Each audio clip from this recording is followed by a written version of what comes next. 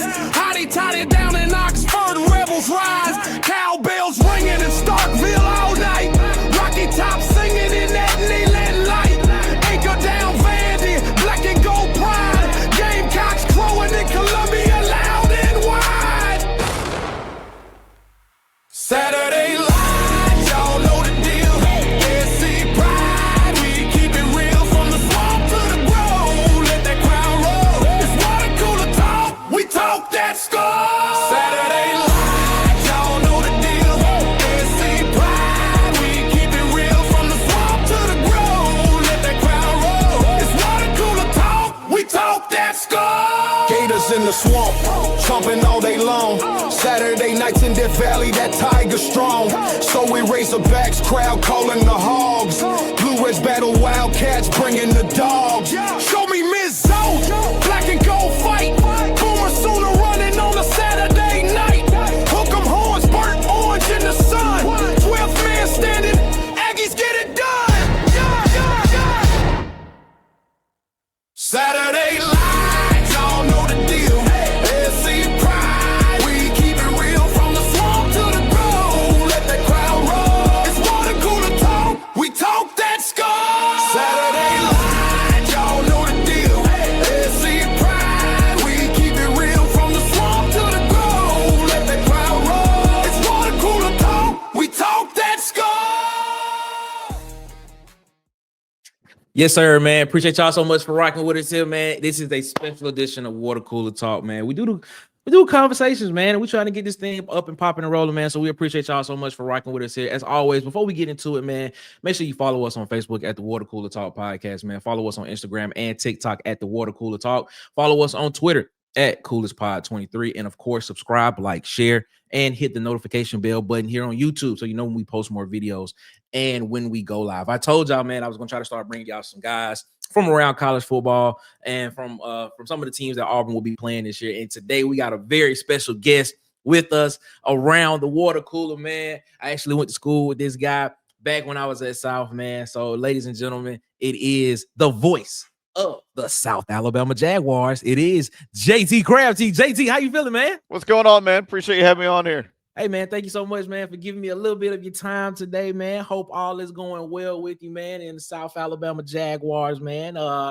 Just wanted to get you on the show today, man, and get your thought process and just tell the Auburn fan base about what they are going to see from this South Alabama Jaguar football team this coming Saturday inside Jordan-Hare Stadium in Auburn, Alabama.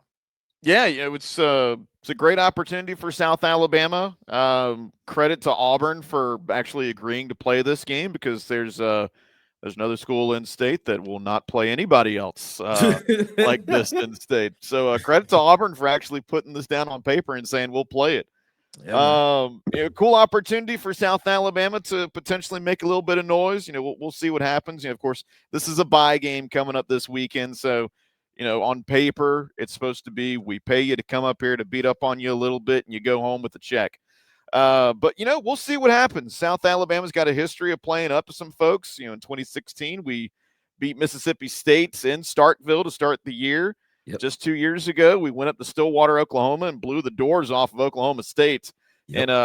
And, we went into that game hoping to compete, and we beat them 33-7. So we did more than compete in that ball game. So we've had a history of playing up to an opponent. We'll see what happens. We've got a little bit of inexperience on this year's team that we're still trying to figure out some guys at some spots, but we played Tulane this past weekend for week 2. Played really well against a good Tulane team that dominated Northwestern week 1. They have a very solid defense, not quite as good as Auburn. It'll be a true test this weekend with Auburn's really, really good defense, especially in the run game. But played well against Tulane, got out 14-0 on them. Tulane rattled off some points. They got up by 16. And with 5.5 minutes left to go, the Jags rallied, made it an 8-point game. We got the ball back with just over 2 minutes left, drove down the field, scored another touchdown with 50 seconds left, and we're a 2-point conversion away from going to overtime. So competitive ball club we've got down here in Mobile. Still a very, very young program. I try to stress that with people a lot. Of course, Auburn's been around for forever, Alabama and so many others, but South Alabama's only been playing football since 2009. Exactly. And we've only been playing at the FBS level since 2012. Exactly. And so still a growing program. We've got our new facility. I guess it's not new anymore. It's year 5 at Hancock Whitney on campus. We've been playing at a city-owned stadium 20 minutes away from campus for our first several years. So really is trying to build a true on-campus culture. Has been really exciting. And, we've got a roster of kids that have some SEC talent, primarily Kentrell Bullock, our running backs, a transfer from Ole Miss. Yep. Had an opportunity to go back in the portal this past offseason, decided to stay. Jordan Davis at left tackles, a South Carolina transfer. Yep. Starting quarterback Bishop Davenport was at Utah State, started our bowl game this past year and won the bowl game for us. So there's some talent across the board on this team, some unproven guys for sure, but it's a very competitive roster. I know that obviously Alabama and Auburn are going to dominate the headlines in state, but we got a pretty darn good program down here in Mobile, and it's continuing to grow. We've got back-to-back winning seasons for the first time in program history, back-to-back bowl victories for the first time in program history the last 2 years. And so this program's trending in the right direction. It's pretty exciting to see what we can potentially do coming up this weekend up on the Plains. Yeah, man. I mean, you mentioned a lot of things there, man, that I remember when I was at South, man, having to go to Lad Peoples to go to games every Saturday because we didn't have our own campus stadium. Actually, the football program had started 2 years before I actually got to South. I got to South in 2011, and the football program started in 2009. So yeah, bringing back a lot of memories, man. Just having to get on the Jag train and ride the Jag. Oh yeah. Lad people that did try to get to the Jag train before they stopped the service an hour and something after the game to get back to campus. So man, yeah, man, shout out to South, man. But let's talk a little bit about, man. You mentioned Bishop Davenport. Bishop Davenport was the backup to Gio Lopez last year for South Alabama. Gio Lopez hit the portal. He ended up going to North Carolina, and a lot of people felt when I spoke with a lot of people in the offseason, we were previewing his game. They were saying that because Gio Lopez ended up transferring out, that that was it. That was it for South. Not knowing that Bishop Davenport had a very good showing in the bowl game in Montgomery. If I'm not mistaken, I think he threw for nearly 300 yards in that game, and I believe he had like 2 or 3 touchdowns in that game as well. So he showed what the offense could look like. Just speak on Bishop a little bit, man. Just speak on his athletic ability and his ability to throw the ball, and him passing the ball in his offense and having command of it, and how he can affect Auburn's defense this year. This weekend with his legs. Sure. So I'll kind of paint the picture a little bit behind Bishop and move up to him. Okay. So with Gio last year, we were extremely dynamic. A mobile quarterback, super athletic. The guy can stretch the field with his arm and his leg. He was like having another running back there at times too. He liked contact. So it was something that we'd never really had here at South Alabama, and it made our offense extremely dynamic, being able to use him, Jamal Pritchett, Fluff Bothwell, who's now at Mississippi State, and then Kentrell Bullock mixed in there as well. So we had a lot of big-time playmakers offensively. And Bishop really didn't get an opportunity last year until week 2. Gio has turf toe. Bishop has to roll out there at Ohio, which is a strong college town. As we saw last weekend, they beat West Virginia up in Athens. We go up to Ohio, and we kept everything very vanilla for him. And still, he gave us an opportunity to win. We lost by 1 score. He did. And so Gio comes back, plays the rest of the season, doesn't play in the bowl game, enter Bishop Davenport. And we're thinking, oh, man, if this is what we saw from the bowl game or from the Ohio game in the bowl game, this might not go great.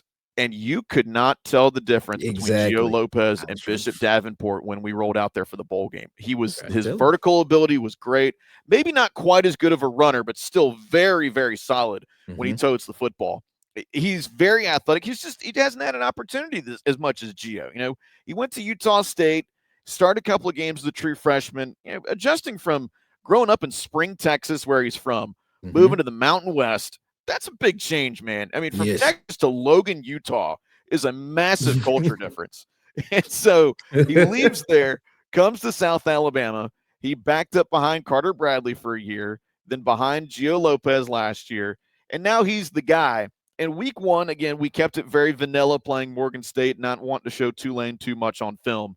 But we roll out their first series against Tulane this past weekend, and he scores our first touchdown on a QB power. You'll see him in the read option game. He'll do some triple option stuff sometimes. He showed his vertical ability again this past weekend. He had some big shots, a 65-yarder to Devin Voisin for a touchdown. He hit some big-time plays down the stretch where when you needed your quarterback to make a play and drive the team down the field, he did it.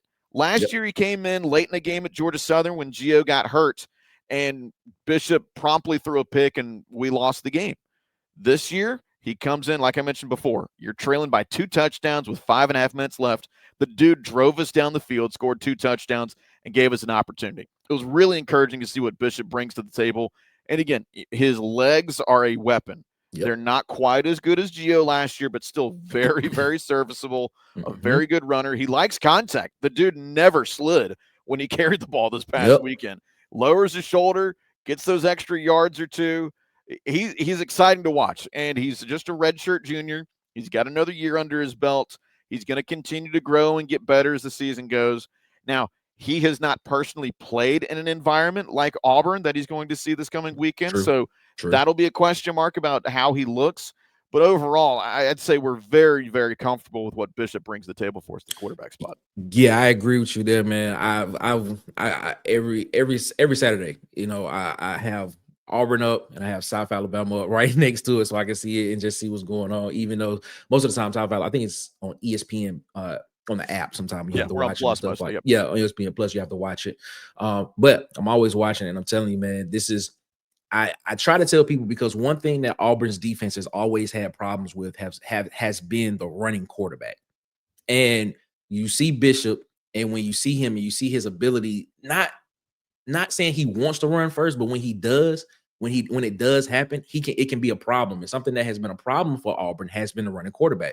You see Taylor Green last year for Auburn when they played Arkansas. Taylor Green was able to stretch the field with his legs, and keep the defense honest, and that helped them throw the ball a little bit and pass the ball down the field a little bit more. But other weapons on this offensive side of the ball for South Alabama, man. Big pickup again, Devin Voisin. To get back on the receiving end, and Eager's back is there as well. Talk about those guys and how they're going to be able to stretch the field potentially against Auburn's defense, because one of the things that was going into the season for Auburn that would have been a strength for Auburn on the defensive side of the ball was the secondary. You look at Jay Crawford, you look at Can Lee, you look at the transfer they had in of Rayshawn Pleasant, who actually transferred in from Tulane. And you have Rayon Strader, who transferred in from Miami of Ohio. And then you look at the back end, Champ Anthony, who will be out with the thumb injury. But you have guys like Eric Winters, one of the star freshmen that was in this class that's coming in. You have guys like Sylvester Smith, who had a very big game this past weekend against Ball State. Explain to our audience how Voisin and Eager could potentially be a problem for this secondary, and how with the ability of Bishop Davenport using his legs to keep linebackers honest, and how they can stretch the field vertically as well. Yeah, so those guys you mentioned there are primary playmakers in the passing game. Voisin had a breakout game this past weekend with 2 touchdowns, 65-yarder in the first quarter to put us up 14-0 on Tulane, and then he had the touchdown late with less than a minute to go to give us a shot. Voisin's back. It's his 7th year. He had an opportunity to go in the portal. He elected not to. He had a really, really good season 3 years ago. Yep, he did. 3 years ago. He did. And he was an upperclassman 3 years ago.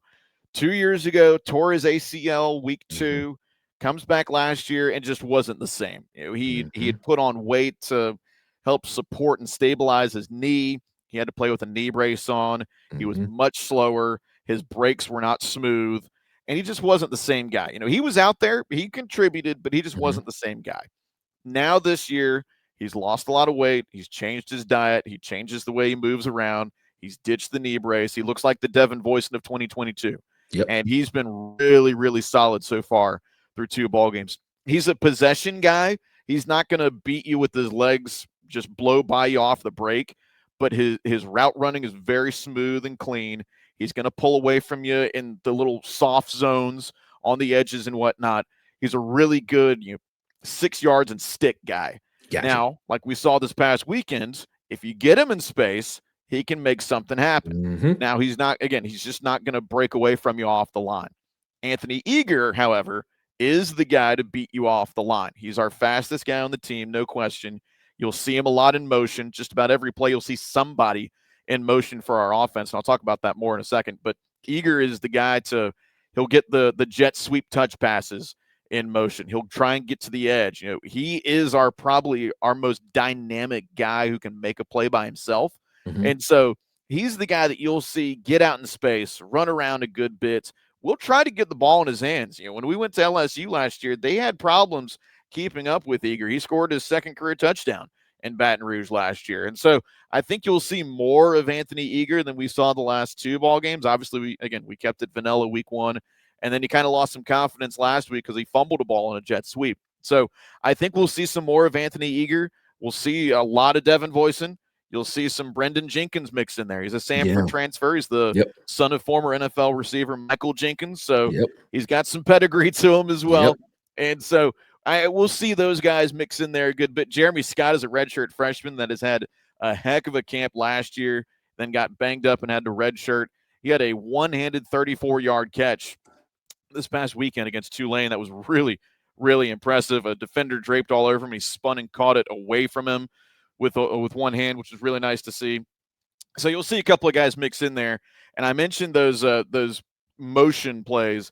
You're going to see somebody for South Alabama at their wide receiver spot move pretty much every play. And like you mentioned about keeping the defense honest, that's what it's all about for us. We're trying to put defenses in conflict where you've got to make a decision based on our movement to counteract what we're trying to do. And we're hoping that you make the wrong decision so we can pop you somewhere down the middle. We've had some success against Tulane. We did it a lot against Oklahoma State 2 years ago when we beat them, when we had Jamal Pritchett, Colin Lacey, and a lot of playmakers, Damian Webb, some big playmakers for us the last couple of years. We did a lot of that to make some plays happen where, we might be outmatched talent-wise. We are trying to kind of outsmart you a little bit, hope that you make the wrong decision, make you pay for it, maybe pop a tight end with a slipping out over the top as well. We'll do that sometimes. So you'll see a lot of different things from this offense coming up this weekend. We want to run the football as our primary thing. Kentrell Bullock, PJ Martin. You'll see Keenan Phillips mix in there a little bit. But our offensive line has been really, really solid lately. This might be our best offensive line we've ever had in program history, and we have some depth. We have 2 or 3 guys that can rotate with the ones, and we not miss a beat, which is nice. So we'll our offense, it's not quite as dynamic vertically like it was last year, but we can make some different things happen, and Voisin and Eager are those primary guys to do it. Yeah, man, you mentioned something that I'm a very in the game of football. I believe what separates conferences has always been the line of scrimmage. Same thing in basketball. Normally, what is the notion that most people say in basketball? The difference is the bigs down low is what is the difference. I believe that's the same thing in football. The line of scrimmage is the offensive line and the defensive line. Speak on both sides of the ball of lines of scrimmages for South and what we potentially could see. I know you mentioned earlier that Jordan Davis, transfer from South Carolina, is on this offensive line for South Alabama. Speak on some of the guys on the offensive line, or what we could, or what we will see, and as well on the defensive side of the ball is where there could be an advantage pass rush wise. Because I will say this, there is I don't want to say a grumbling. Well, let me rephrase that. I want to say there may be some worries from some fans that there may be a problem with Auburn's right side of the offensive line. And is there a threat of a pass rush from South Alabama that potentially could affect Mason Murphy, Jeremiah Wright, Connor Lew, Dylan Wade, and Xavier Chaplin, to where it could affect Jackson Arnold from not being able to effectively throw the ball like Auburn potentially may want to in this game? Well, see, we came into this season with 0 starts returning at defensive line, and we have the same situation at cornerback. However, the defensive line has turned into be pretty darn stout for us so far this year. While it might not be starters coming back, You've got guys like Ed Smith IV, who's a fifth-year guy. He's been around for a long time. R.J. Moss was a highly recruited kid from Biloxi down the road from us, and he's a redshirt sophomore. He's played really well, and he's been around. Tyler Thomas, same way. He's been around. He hasn't started, but he's been around. Then you mix in a guy like Tyrell Johnson Jr. at the edge spot who transferred from Division II Harding. He has been lights out for us last couple of ball games. We'll try and create some havoc. We'll see us rotate, probably 8 to 10 guys up on the front for us pretty consistently too. And it's not out of necessity of fatigue. It's that we're comfortable with these dudes. Behind the starters, you've got Emmanuel Waller, who was at UAB. Nathan Jennings has been around with us for a couple of years. He's just a redshirt freshman, but he's seasoned and he's played well. Steven Johnson was at McNeese and started, and he was all Southland Conference over there. He started his career at Auburn, so he's used to this. Traymon Henry's a transfer from Southern Miss. We've got some guys that we can rotate in there that can cause some problems, and I think we will see us try to bring some more pressure than we have the last couple of games. We saw a decent running quarterback in Jake Retzloff with Tulane this past weekend. He wanted to tuck it down and run quite a bit. Had some success, but we were able to bottle him up eventually down the stretch in that ball game. Actually forced a fumble on him too. And so, I think the archetype of Retzloff and Jackson Arnold is going to be very similar this weekend of guys who can pass it well, especially on the play action game. They're really both strong in that. And then I think the way that they can run the football is going to be really interesting. I think from an Auburn perspective, I think we are going to see more of an offense that Auburn ran against Baylor than necessarily Ball State. I've seen some folks say, oh, well, they beat Ball State. Well, they should smoke South Alabama the same way. No offense to Ball State and the folks up in Muncie, but I think this is a much better South Alabama team than what Auburn fans saw this past weekend. I think our defensive line will do a much better job. And then flipping it, like you were talking about, the offensive line, I think is much, much better than what Auburn went up against last week. You look at our starting five up front. 4 of the starting 5 are Power 4 transfers: South Carolina, Arkansas, Purdue, and Duke. And then at right guard, we've got a sophomore from Mobile that added 40 pounds during the offseason, and Asher Haley, 6'5", 305 now. We've got some good guys up there, and I mentioned some rotators in there. Kenton Jerido is a redshirt junior from Tuscaloosa. He started pretty much every game at left guard last year. Brandon Ramey is a transfer from FAU. He'll rotate at right tackle sometimes. And you've got Daniel Foster Allen, who's a former Auburn Tiger. He was a former defensive lineman up there. He's backing up at left tackle. We've got some dudes up there. And so I think we'll be able to hold our own for a bit. Now, I'm not cheapening the fact that Falk is going to be on the other side of the defensive line coming against us, and Crawford's going to be on the other edge as well coming against us. And, of course, we saw Crawford when he was at Arkansas State. Obviously, they're going to present some problems to us. However, I think we are better situated to handle the pressures that Auburn's going to throw at us, be it the 4-2-5 looks, the 3-3-5s, the 2-4-5s, whatever. I know there's so many different multiple looks that Auburn's going to throw out there. I think our offensive line is going to be better situated to try and handle that. Maybe not fully stop it, but to handle it a little bit better than Ball State was this past weekend. Yeah, man. Like I said, I've been trying to tell a lot of Auburn fans that this is a team that you do not want to overlook. You do not want to overlook South Alabama, because South is a dangerous team, and I've mentioned that. South got a SEC win against Mississippi State. They beat Oklahoma State a couple of years ago as well. And I'm telling you, this is a dangerous team when they are when South is focused. This is a dangerous team. I want to speak on before we get you out of here, and I appreciate you so much for doing this. Coach Major Applewhite, Coach Paul Petrino, 2 offensive guys that's on that side of the ball. Everybody knows Paul Petrino, brother of Bobby Petrino, who's the offensive coordinator at Arkansas. Coach Major Applewhite has been in big time college football, has been in Alabama, has been at Texas, and has been in a lot of big time games. Speak on that experience, and how that is potentially a X factor for South Alabama in this game.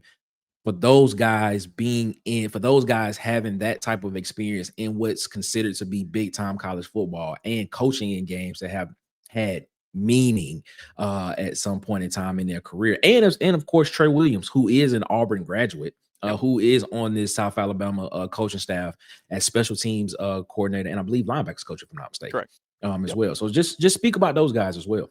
Yeah, so we'll start with Major, the head guy. You know, he, like you said, he's seen it all, he's done it all, and he's done it from a player's perspective, being the starting QB at Texas. He's been the OC at Texas, he's been a head coach at Houston, he's been at Alabama.